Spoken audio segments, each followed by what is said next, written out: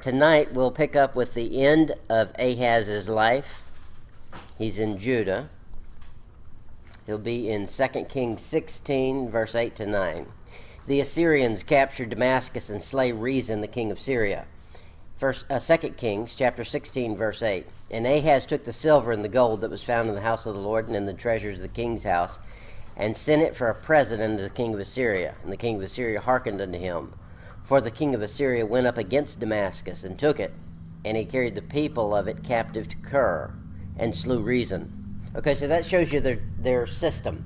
Their system is when they capture somebody, they take those people and transplant them somewhere else, so they don't feel comfortable, like they can gain the upper hand again, and they don't have to do as much work, bringing in occupying forces.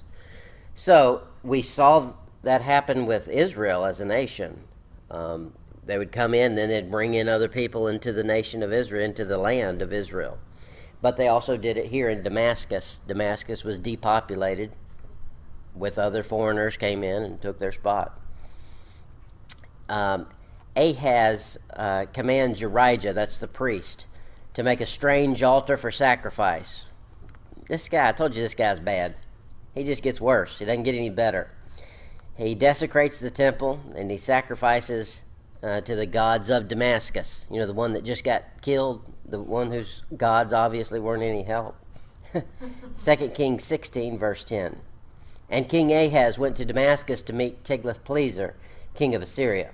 So this is his new buddy, Tiglath-Pileser, the king that is the big bad guy that's going in and killing all these places. So he wants to impress him. So we'll see what he does. And saw an altar that was at Damascus. And King Ahaz sent to Urijah the priest the fashion of the altar and the pattern of it, according to all the workmanship thereof. And Urijah the priest built an altar according to all that Ahaz had sent from Damascus. So Urijah the priest made it against King Ahaz coming from Damascus. Now that's Old English. Against, it means, till his coming, or in anticipation of his coming. It doesn't mean they're opposing each other. Verse 12. And when the king was come from Damascus, the king saw the altar, and the king approached to the altar and offered thereon. And he burnt his burnt offering and his meat offering, and poured his drink offering, and sprinkled the blood of his peace offering upon the altar. First of all, a king is not a priest, unless he's specifically said to be a priest. He's supposed to just be a king. He shouldn't be doing any offering of anything. Furthermore, it definitely shouldn't be done on some foreign altar. God was very specific about the altar. Had to be 5 by 5, had to be no hewn stones, whole boulders, and he wasn't accepting anything from the wrong person. And we'll find out Sunday, even then it's not, because the priest is just as wicked. Probably we don't know, we're not given a whole lot of info on the priest. Probably the priest was in fear for his life.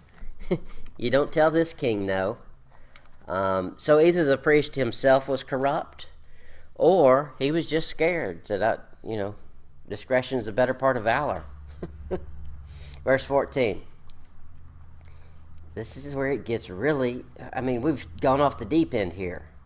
And he brought also the brazen altar, which was before the Lord, from the forefront of the house, from between the altar and the house of the Lord, and put it on the north side of the altar.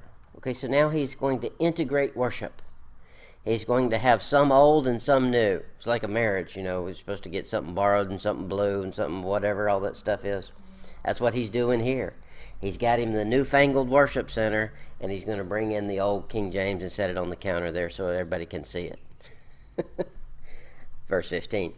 And King Ahaz commanded Urijah the priest, saying, Upon the great altar burn the morning offerings and the evening meat offering, and the king's sacrifice and his meat offerings, with the burnt offerings of all his meat offerings, with the burnt offerings of all the people of the land, and their meat offerings and their drink offerings, offering. Verse 16.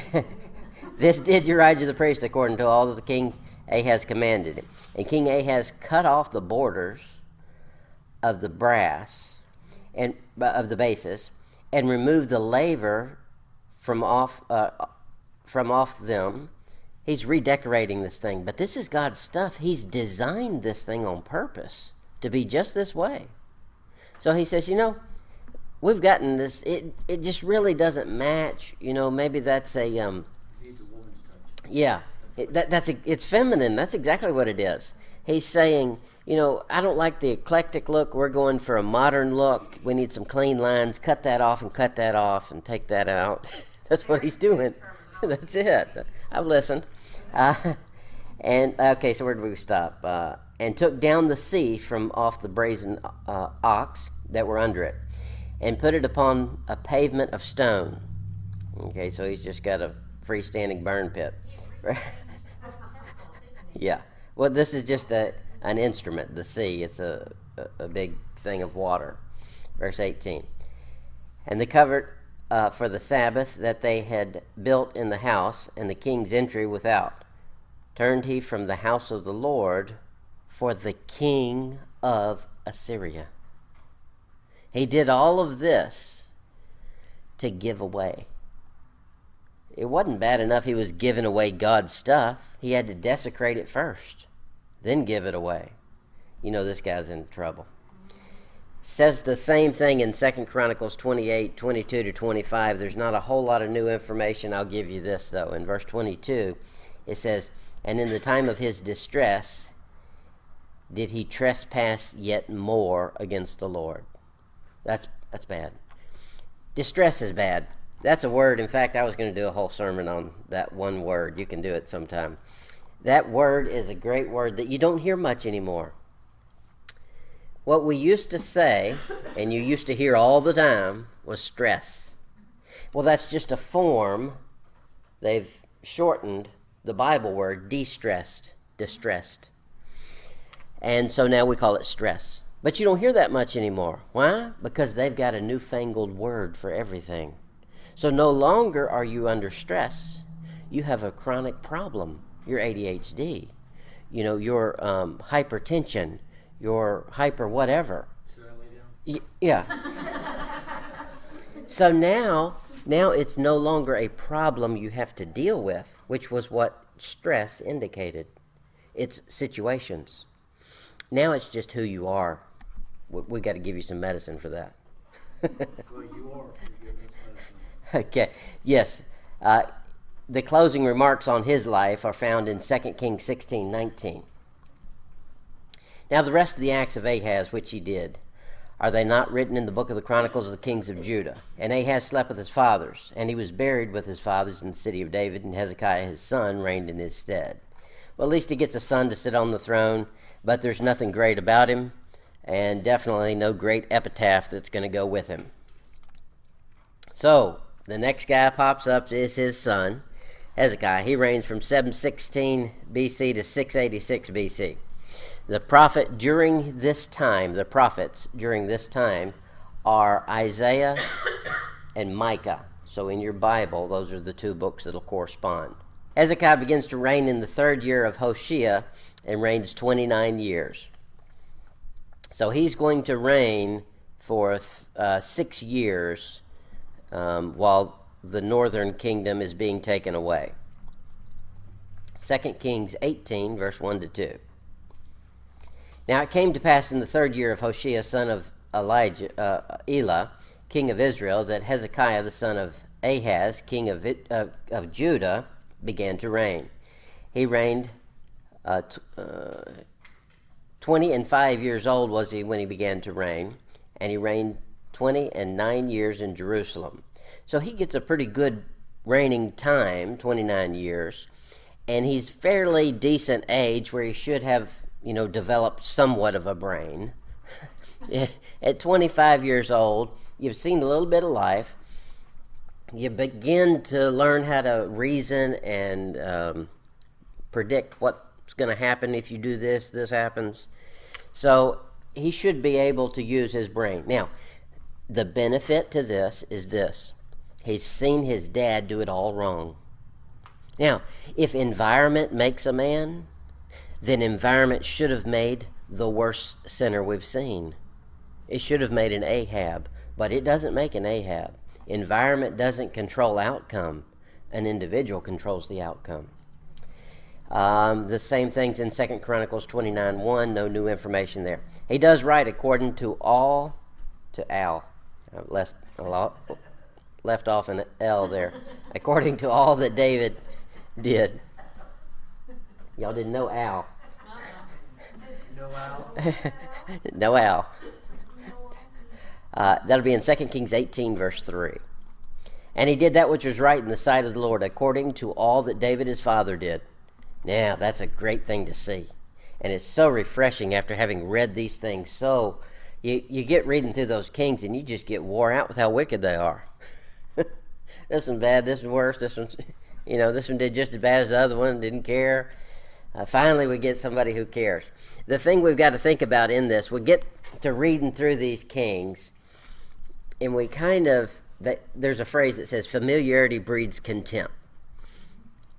With a book, now TV does it, but with a book, it'll do what, probably better than what TV does. It'll put you in the place. You feel like you're living right there with them. You're seeing what's going on. You're there. And with us, we've been walking right beside all of these kings all the way through. And if you're not careful, your familiarity just with that breeds contempt for the power they have. These are kings. They're not nobodies. These are powerful royalty. As though we went up to whoever the kings are nowadays. I don't know. But I guess in the Middle East you got them. They're all print something or another. Some Muslims got all the money and they do have power. And you better be careful how you approach them and what you say to them. That's the same way all of these guys are. They might be wicked, but they're still powerful.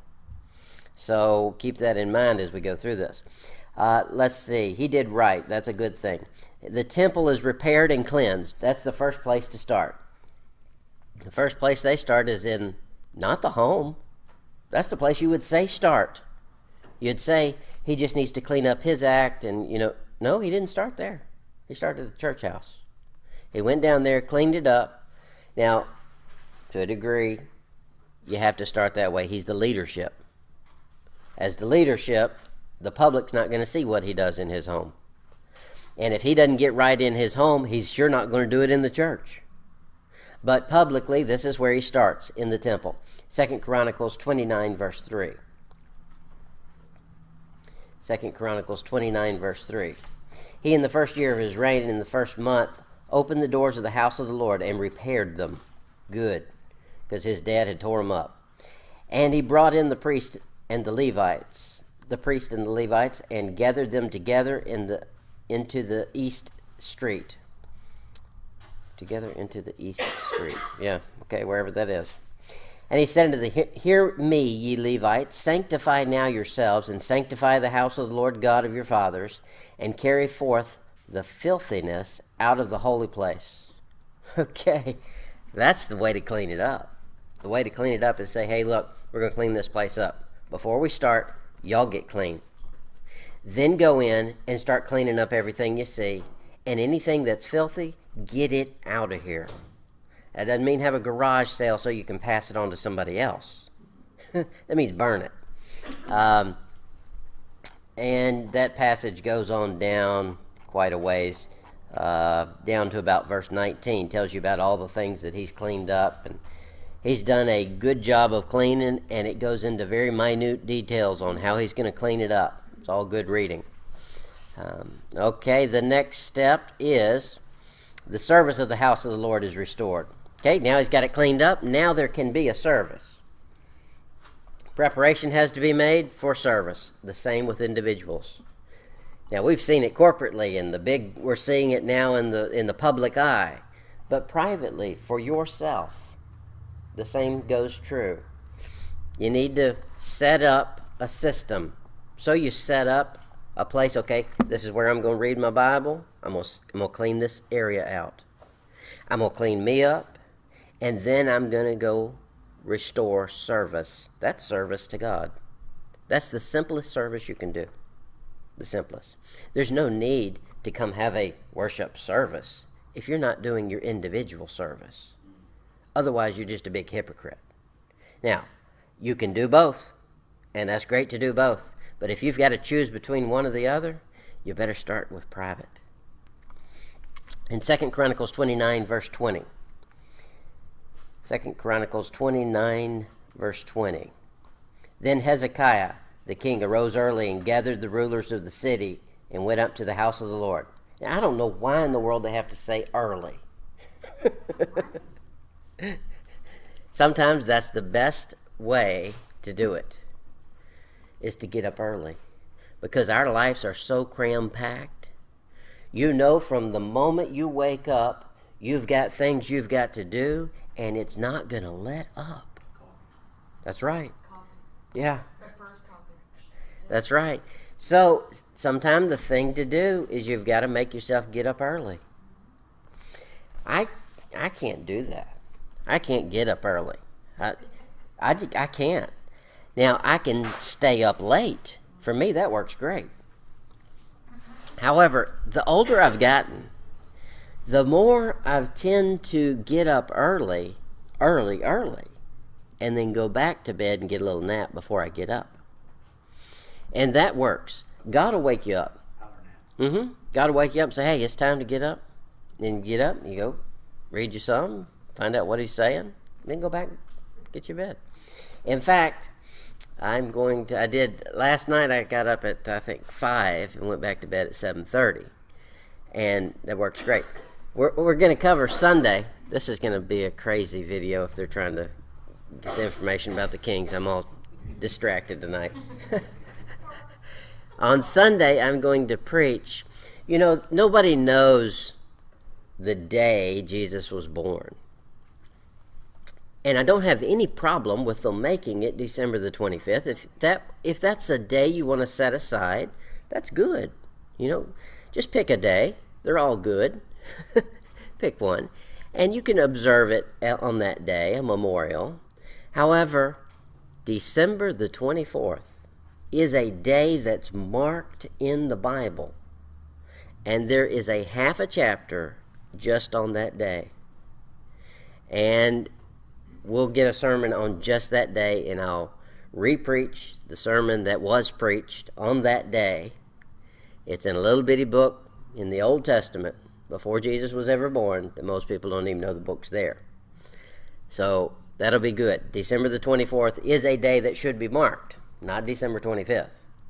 Now, I don't have a problem with people celebrating it on the 25th. I'm not saying that. But I am saying the 24th means something in the Bible. Okay, advertisement over. Now, the service of the Lord's restored. That's good. Verse 21. And they brought 7 bullocks and 7 rams and 7 lambs and 7 he-goats for a sin offering for the kingdom and for the sanctuary and for Judah. And he commanded the priests, the sons of Aaron, to offer them on the altar of the Lord. Okay, he's got the right priest in place. That's good. And you can go through that whole thing and you see how he sets it all up and how he's going to restore everything right back to the way it was supposed to be done. Verse 36. And Hezekiah rejoiced in all the people that God had prepared the people, for the thing was done suddenly. That's the way you do it. You don't say, I'm going to work up to this. You just do it. You don't work up to Bible reading. You don't say, I'm going to read. You actually do, but you don't say you're going to do it that way. You don't say, I'm going to start out reading 2 verses, and by the time I'm 75, I'll be up to 3.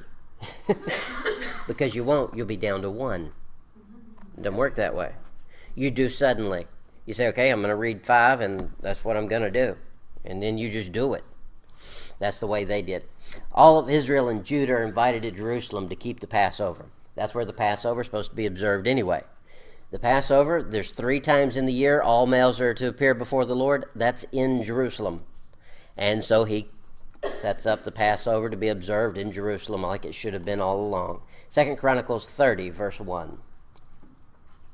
And Hezekiah sent to all Israel and Judah and wrote letters to Ephraim and Manasseh, that they should come to the house of the Lord at Jerusalem to keep the Passover unto the Lord God of Israel. Now, he says to all Israel and Judah. Okay, there were some stragglers still up in the north who had not been taken away.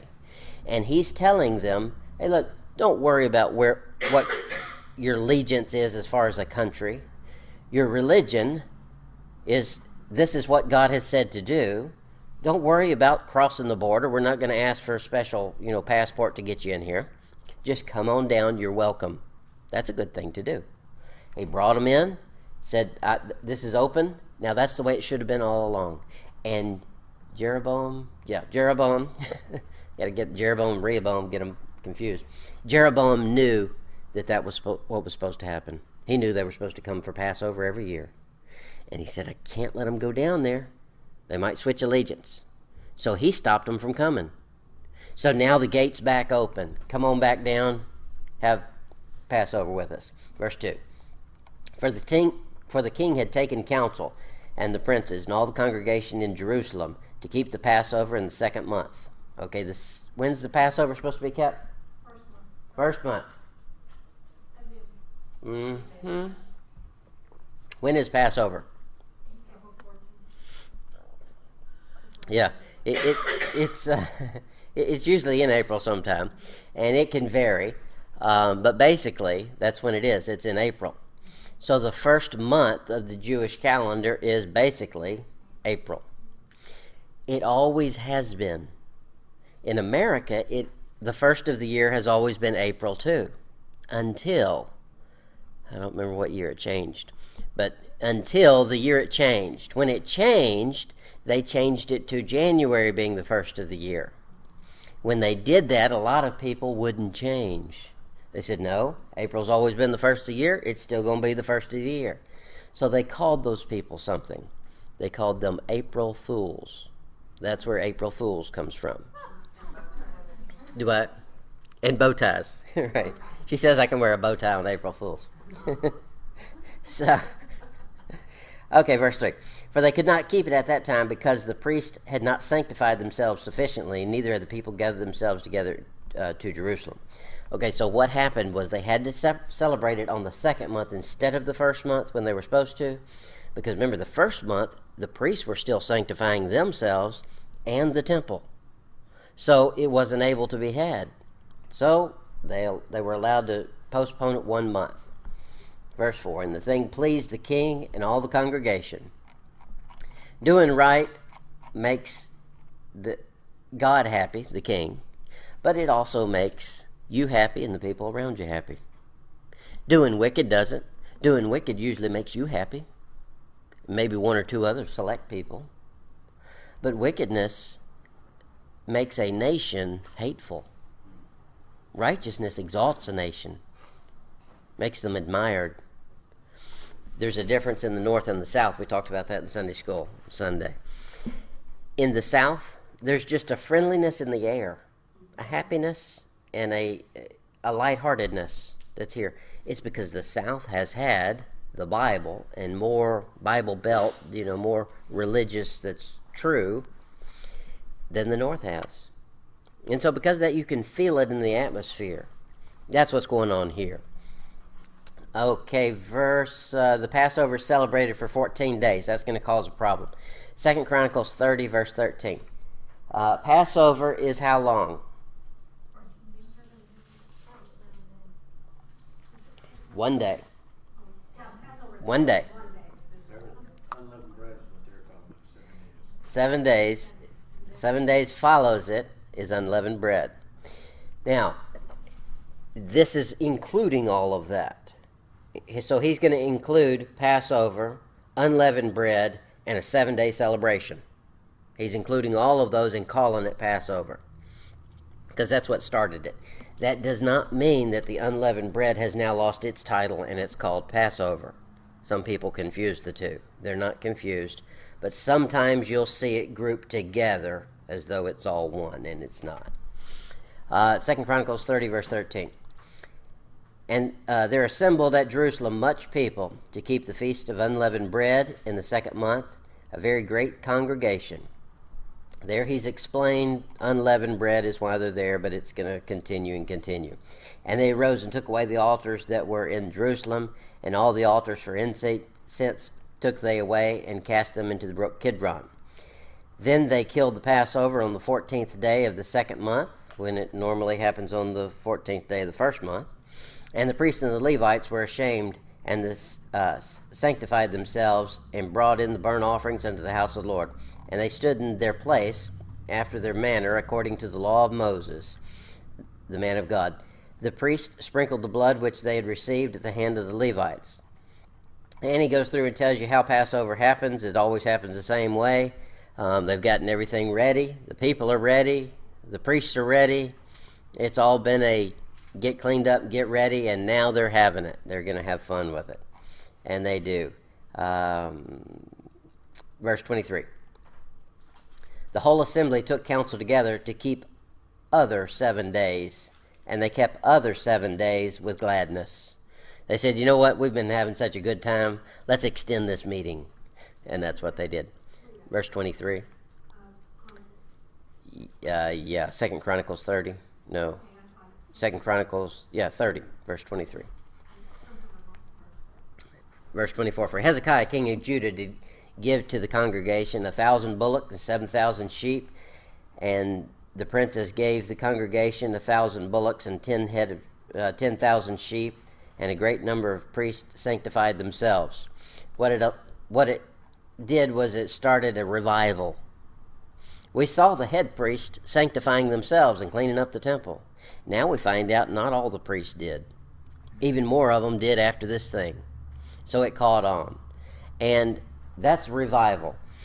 The way revival happens is not some out of nowhere blow up and everybody just falls down and gets right. Yeah, like Brownsville.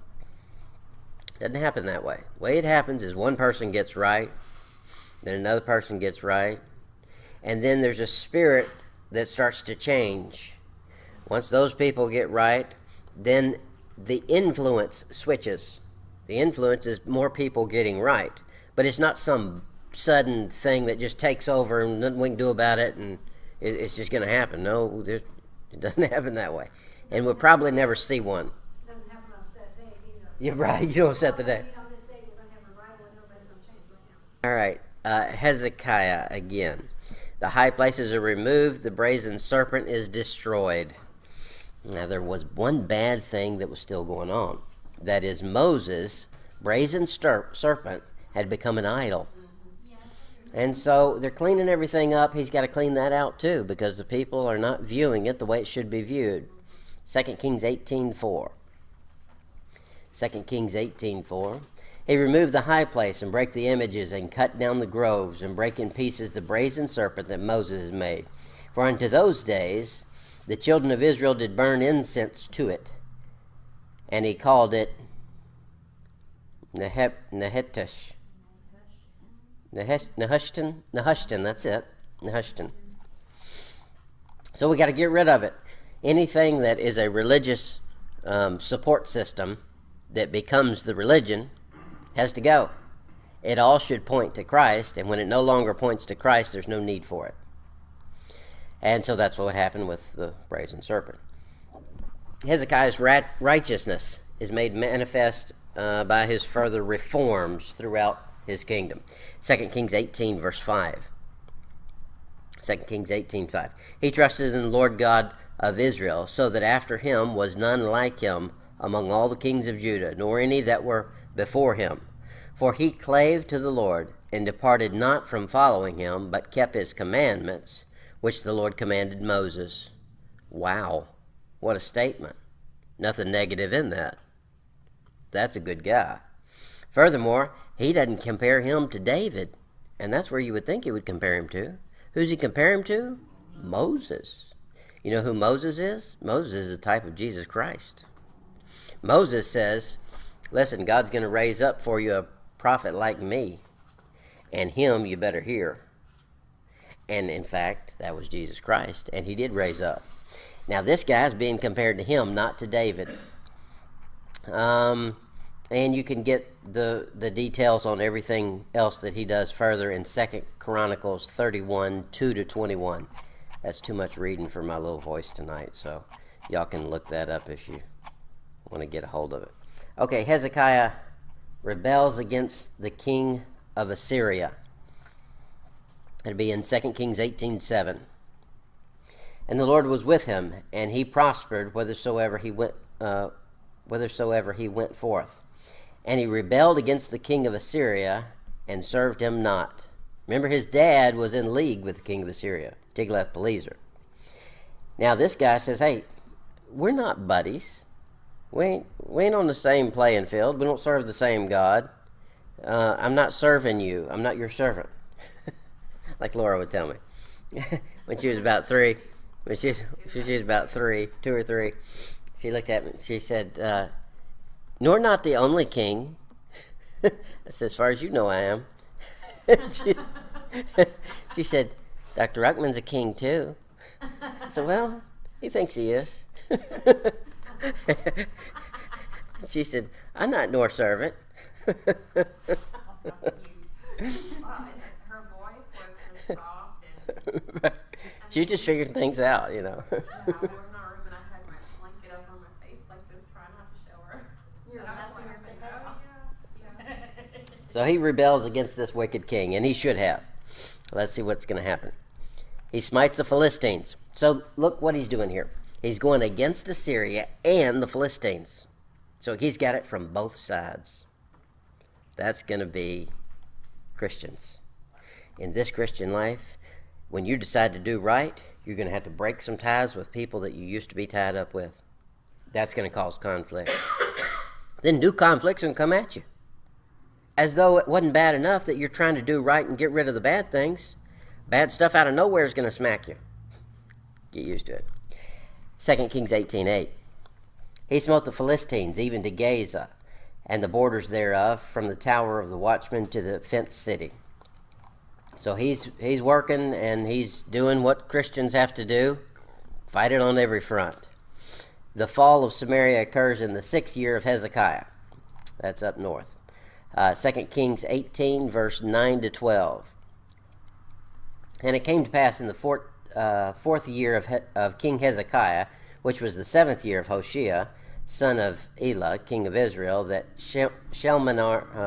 Shalmaneser, king of Assyria, came up against Samaria and besieged it. Okay, this is when Israel's getting taken over. And it gets taken over in stages. It's not all at once. The first come in and they take out the tribes that had stayed on the east side of the river.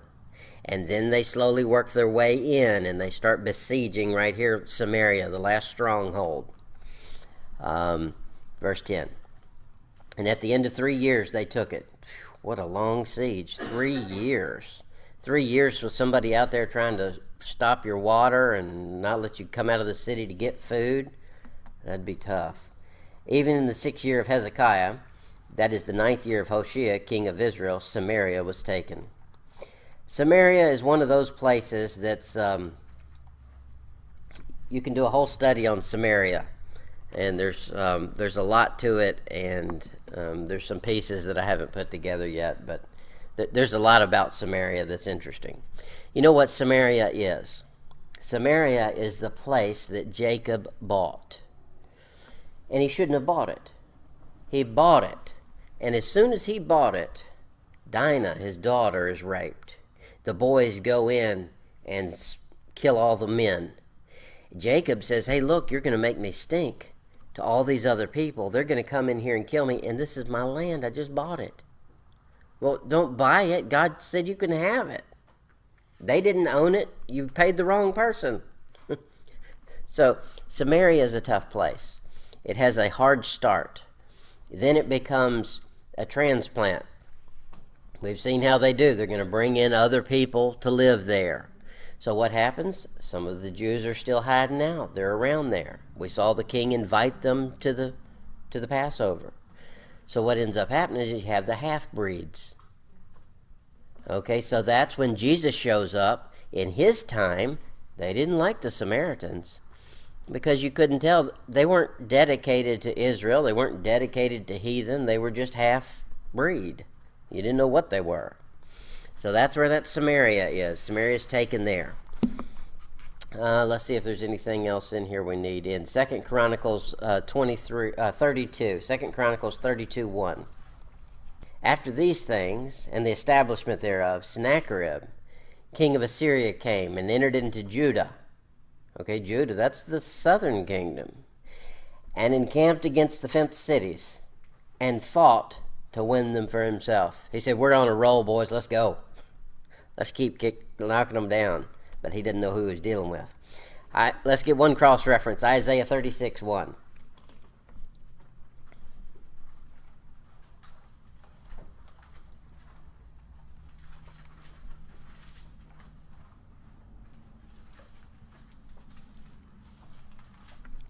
Isaiah 36:1.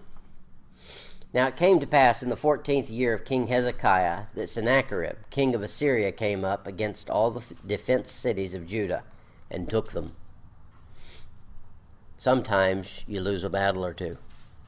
That's the way it is. In our life, the same's going to happen. Remember, he's fighting on two fronts. He's saying, I'm not going to serve Assyria, and he's going after the Philistines. Assyria's come in and taken a couple of his cities. And that's going to happen in life. If that destroys you, then those two cities were all you were worth. The other kingdom, he had a bigger kingdom than just the few cities. You cut your loss and stay focused. And that's what he does. And we'll find out more next week. That's enough for tonight.